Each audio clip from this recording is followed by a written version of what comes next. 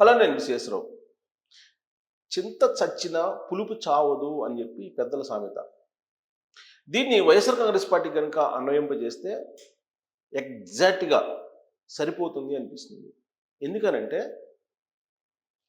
ఇటీవల కాలంలో లేదా తాజాగా జగన్మోహన్ రెడ్డి గారు స్పందించినటువంటి తీరు, తులసిబాబు చేసినటువంటి ఓవర్ యాక్షను, ముద్రగడ పద్మనాభం కాదు ముద్రగడ పద్మనాభ రెడ్డి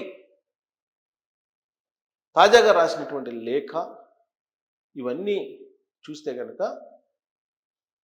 వైఎస్ఆర్ కాంగ్రెస్ పార్టీకి 11 స్థానాలకు పరిమితం చేసినప్పటికీ ప్రజలు వాళ్ళల్లో ఏమాత్రం మార్పు లేదు అనే దానికి నిదర్శనంగా కనిపిస్తుంది. అందుకే ఈ పెద్దలు చెప్పినటువంటి సామెత ఆ పార్టీకి సరిపోతుంది అనిపిస్తుంది. ప్రతిపక్షంలో ఉన్నారా అంటే ప్రతిపక్ష హోదా లేదు. పోనీ విపక్షంలో ఉన్నారా అని అంటే జగన్మోహన్ రెడ్డి గారు అసెంబ్లీకి రావట్లేదు, దాన్ని విపక్షం అనుకోవడానికి లేదు. వైఎస్ఆర్ కాంగ్రెస్ పార్టీ ఎమ్మెల్యేలు లేదా వైఎస్ఆర్ కాంగ్రెస్ పార్టీ అధినేత జగన్మోహన్ రెడ్డి గారు అనుకోవచ్చు. పులివెందుల ఎమ్మెల్యే 11 మంది ఎమ్మెల్యేలు ఆ పార్టీకి ఉన్నారు. ఈ 11 మంది ఎమ్మెల్యేలు ప్రజల పక్షాన నిలిచి అసెంబ్లీలో పోరాడుతున్నారా అంటే ఎక్కడా కనిపించింది మనకి. పోనీ అధికార పక్షం చేస్తున్నటువంటి పనులకు సూచనలు సలహాలు ఏమైనా ఇస్తున్నారా అని అంటే లేదు. మరి ఏం చేస్తున్నారు అని అంటే నేల విడిచి సాము చేస్తున్నారు అనేటువంటి అభిప్రాయం ఇప్పుడు ప్రజల్లో వినిపిస్తుంది. ఎందుకు అని అంటే చంద్రబాబు నాయుడు గారు అధికారం చేపట్టినటువంటి 4వ రోజు ఢిల్లీ వెళ్ళి రాష్ట్రపతి పాలన పెట్టాలని చెప్పి జగన్మోహన్ రెడ్డి గారు ధర్నా చేశారు. దాన్ని చూసి పక్కున నవ్వుకున్నారు భారతదేశంలో ఉండే అన్ని రాష్ట్రాలకు సంబంధించినటువంటి రాజకీయ పార్టీలు. అందుకే ఆయన 3 రోజులు ఉండాలని వెళ్ళి 1 రోజులో తిరిగి వచ్చారు అప్పట్లో.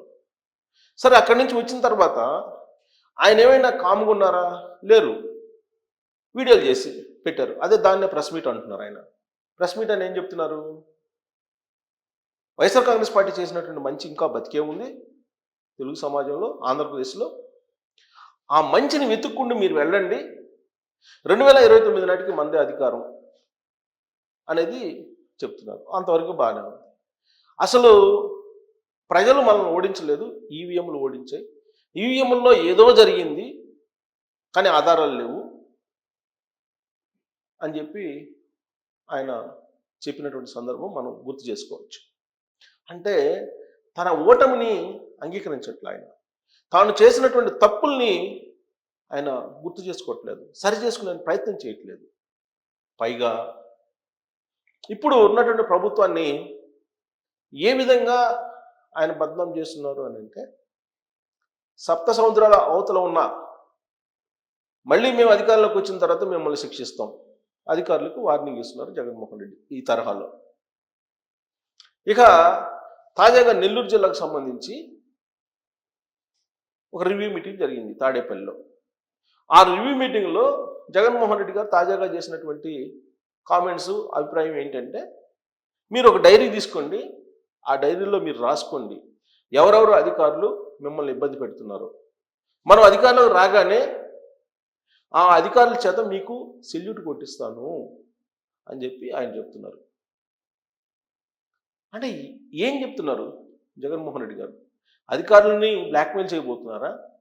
ఒకసారేమో తిరుపతి ఎస్పీ సుబ్బారాయుడు గారి గురించి మాట్లాడుతూ సప్త సముద్రాల అవతల ఉన్నా కానీ తీసుకొచ్చి శిక్షిస్తానని చెప్పారు. ఇప్పుడు తాజాగా ఏమంటున్నారు ఆయన? మీరు డైరీలో రాసుకోండి, కార్యకర్తలు అందరూ కూడా ఎవరెవరు అధికారులు మీ మీద కేసులు పెడుతున్నారో, లేదంటే ఎవరెవరు అధికారులు మీ మీద ఫిర్యాదులు తీసుకుంటున్నారో వాళ్ళందరి పేర్లు మీరు డైరీలో రాసి పెట్టండి, అధికారంలోకి వచ్చిన తర్వాత మీ ఇంటికి వచ్చి మీకు సెల్యూట్ చేసేటట్టు నేను చేస్తానని చెప్పి ఆయన చెప్తున్నారు. ఇక ఈయన తోడు ఇప్పుడు ముద్రగడ పద్మనాభరెడ్డి ఆయన ఒక లెటర్ రాశారు. ఆ లెటర్లో ఏముంది? ఇప్పుడు ఉన్నటువంటి అధికార పక్షం కేసులు పెడుతుంది, అరాచకాలు చేస్తుంది, వైఎస్ఆర్ కాంగ్రెస్ పార్టీకి సంబంధించినటువంటి వాళ్ళని ఇబ్బంది పెడుతుంది. కాబట్టి అధికారంలోకి వచ్చిన తర్వాత ఎవరైతే ఇబ్బంది పెడతారో వాళ్ళందరినీ మళ్ళీ పేరెడ్లాగా నుంచోబెట్టి జగన్మోహన్ రెడ్డి గారు శిక్షిస్తారు అని చెప్పి పద్మనాభరెడ్డి గారు రాసినటువంటి లేఖ యొక్క సారాంశం. ఆయన 2019 నుంచి 2024 వరకు ఏమీ స్పందించలే, ఎక్కడ స్పందించలే జగన్మోహన్ రెడ్డి గారి ప్రభుత్వాన్ని గురించి. బట్ జనసేన తెలుగుదేశం పార్టీ కలవకూడదు అని చెప్పేసి భావించారు హరిరామజోగి గారు, ముద్రగడ పద్మనాభరెడ్డి గారు. అది కుదరలా. పవన్ కళ్యాణ్ గారు వాళ్ళ విషయం తెలుసుకొని రాష్ట్ర ప్రయోజనాల కోసం బీజేపీ, తెలుగుదేశం పార్టీ, జనసేన కూటమి కావాలని చెప్పి భావించి కూటమి కట్టారు. ఆయన కూటమిలో కీలక భాగస్వామి అయ్యారు. 100% స్ట్రైక్ రేట్ తోటి ఉన్నారు ఆయన.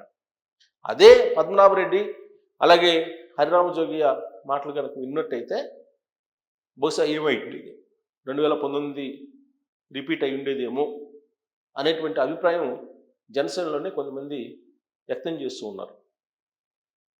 ఇప్పుడు తాజాగా పద్మనాభరెడ్డి గారు లేఖ రాస్తూ జగన్మోహన్ రెడ్డి గారు చేసినటువంటి వ్యాఖ్యలకు మద్దతుగా ఆయన ఒక లెటర్ రాశారు. అంటే అధికారులని, అధికార యంత్రాంగాన్ని ఆయన కూడా ఓ రకంగా బ్లాక్మెయిల్ చేసి లెటర్ రాశాడు. ఇక తులసిబాబు, ఎవరి తులసిబాబు అని అంటే రఘురామకృష్ణరాజు గారు ఎంపీగా ఉన్నప్పుడు ఆంధ్రప్రదేశ్ సిఐడి జగన్మోహన్ రెడ్డి గారి ఆదేశాల మేరకు అప్పట్లో హైదరాబాద్ నుంచి ఆయన్ని తీసుకెళ్ళి సిఐడి ఆఫీస్లో బంధించి రాత్రి మొత్తం ఆయన మీద థర్డ్ డిగ్రీ ప్రయోగించి ఆయన గుండెల మీద కూర్చొని హత్యాయత్నం చేయబోయినటువంటి వ్యక్తి తులసిబాబు అనేది రఘురామకృష్ణరాజు గారు చెప్తున్నారు. ఈ ఎపిసోడ్ మొత్తంలో ఆ రోజున ఇన్వెస్టిగేషన్ ఆఫీసర్గా విజయపాల్ ఉన్నారు, additional SP CID. Additional SP తెలియకుండా ఏమి జరగదు. మరి సిఐడి ఆఫీసులో రాత్రి వేళల్లో ముసుగు కప్పుకొని వచ్చినటువంటి వాళ్ళు థర్డ్ డిగ్రీ ప్రయోగించారు. ఒక అతనేమో గుండెల మీద కూర్చొని తొక్కాడు. దాదాపు 115 కేజీలు ఉంటారు ఆయన అని చెప్పి రఘురామకృష్ణరాజు గారే చెప్తున్నారు. ఆ వ్యక్తిని తాను గుర్తుపడతానని కూడా చెప్తున్నారు. ఆ వ్యక్తిని గుర్తుపట్టి ఇప్పుడు ఆంధ్రప్రదేశ్ ప్రభుత్వం ఏర్పాటు చేసినటువంటి సిట్ తులసిబాబుని విచారణకు పిలిచింది. ప్రకాశం జిల్లా ఎస్పీ దామోదర్ గారు ఈ కేసు విచారణ చేపట్టారు. విచారణాధికారిగా ఉన్నారు, విచారిస్తున్నారు. ఆ సందర్భంగా తులసిబాబుని విచారణకు పిలిస్తే గుడివాడ నుంచి ఒక పెద్ద ర్యాలీగా ఒంగోలు వెళ్ళారు తులసిబాబు.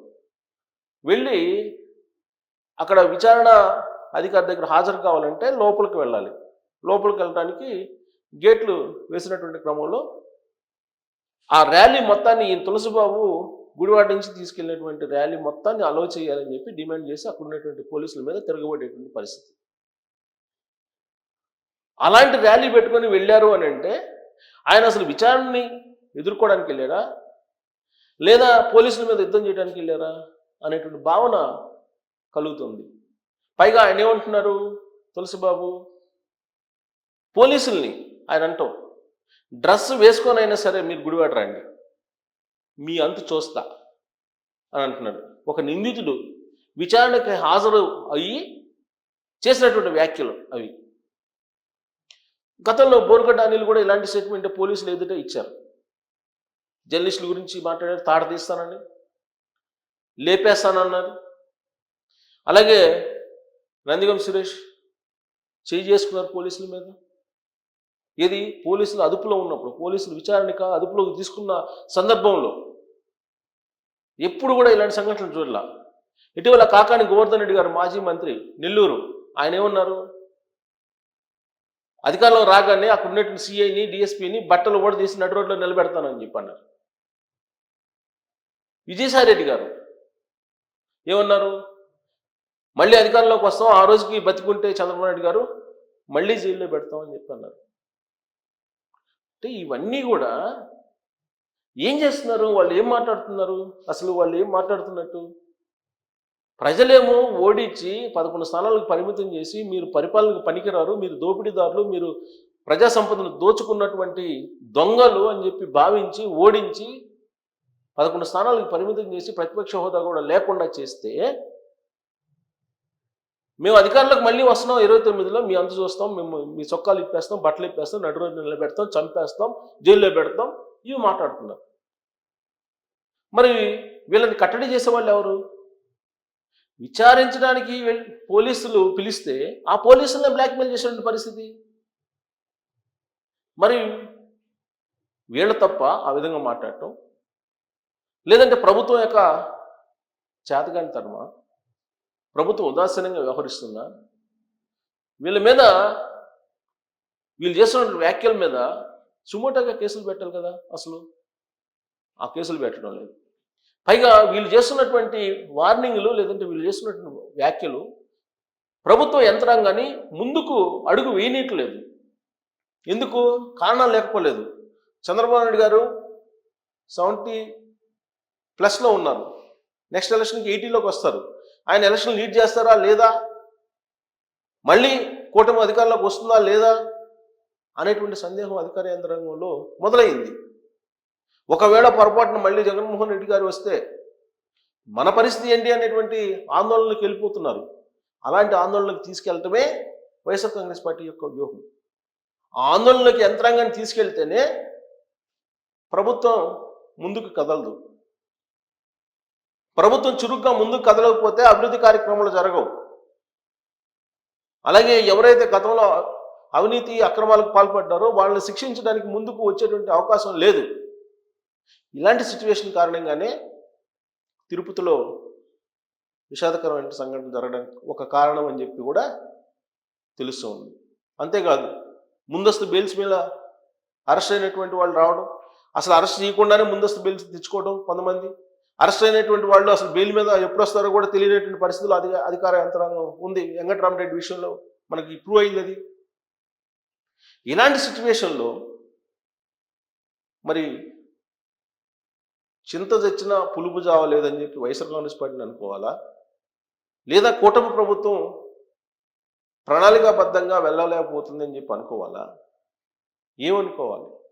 ఏ కోణం నుంచి వీళ్ళ వ్యాఖ్యలు తీసుకోవాలనే దాని మీద కామెంట్ రూపంలో మీ అభిప్రాయాన్ని తెలియజేయచ్చు. Thank you very much.